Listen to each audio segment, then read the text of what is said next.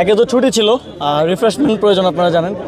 আর প্ল্যানটা হয়েছিল বেসিক্যালি যেদিন সিঙ্গাপুরের সাথে আমাদের ম্যাচ, তো আমাদের অ্যাম্বাসেডার আসছে খেলা দেখতে, তো তাই বলে আমরা এটা ফ্রেন্ডলি করতে পারি কিনা, ডিপ্লোম্যাট ভার্সেস অ্যাডভাইজার্স টিম। তো আসিফ স্যার ছিলেন, আসিফ স্যার উদ্যোগটা নিয়েছেন অ্যান্ড আমরা একটা মোটামুটি টিম বিল্ডিং করে, আমরা তো প্রফেশনাল না, আমাদের রেগুলার প্র্যাকটিসও হয় না, তারপরেও ডিপ্লোম্যাট ভার্সেস অ্যাডভাইজার একটা refreshment game just.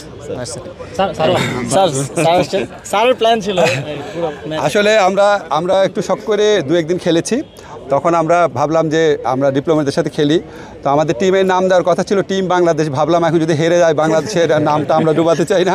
Team advisers খেলেছি, আমরা জিতেছি। আমরা ভাবতে পারি নাই আমাদের সাথে অপোনেন্ট যারা ছিল আপনার 23-24 বছরের আমেরিকান মেরিন, তারা পর্যন্ত ছিল।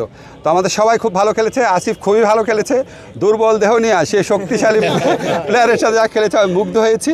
ইনশাআল্লাহ আমরা যে আপনার এটা খেললাম, এটা খুব চেষ্টা করেছিলাম আমাদের টিম যেন না হারে, বাংলাদেশের টিম, এই জন্য আমরা খুশি আছি বেশি। থ্যাংক ইউ আপনার। স্যার আইনের শিক্ষক প্লাস উপদেষ্টা বলে আপনারা জানেন, আপনি অত্যন্ত ক্রীড়ামোদী স্যার। বাংলাদেশে অনেকদিন পর আপনার স্টেমে অধীন দেখেছি আপনি খেলা দেখতে এসে, আজকে খেললেন, ফুটবলের যে নবজাগরণ, আপনি একজন ফুটবল হিসেবে একটু বলেন। আমি একটা জিনিস খুব অবাক হচ্ছে, আমি সালাউদ্দিন ভাইয়ের অনেক বড় ভক্ত ছিলাম। সালাউদ্দিন ভাই বোধহয় 7-8 বছর চেষ্টা করে যা পারে নাই, এটা আমাদের আসিফ এবং তাবিক সেটা করে দেখিয়েছে। আমি নিজে ফুটবল খেলতাম, বাংলাদেশ টিমের লাস্ট খেলা আমি দেখেছি সিঙ্গাপুরের সাথে।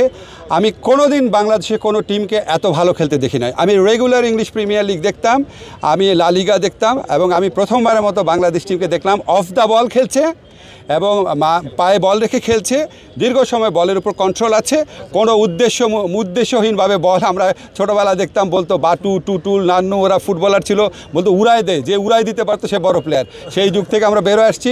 আমি মনে করি আসিফ এবং তাবিক বিশেষ করে ফুটবলে যেটা দেখিয়েছে, ফুটবল আমাদের লাইফ লাইন।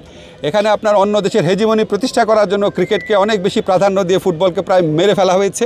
আমি প্রচণ্ড ফুটবল ভক্ত, আমি মনে করি বাংলাদেশের নারীর স্পন্দন হচ্ছে ফুটবল, এবং আমি আশা করি আজকে আসিফ এবং তাবিক আওয়াল ওনারা ফুটবলকে যতদূর এগিয়ে নিয়েছেন এটা যেন ভবিষ্যতে অব্যাহত থাকে। ধন্যবাদ।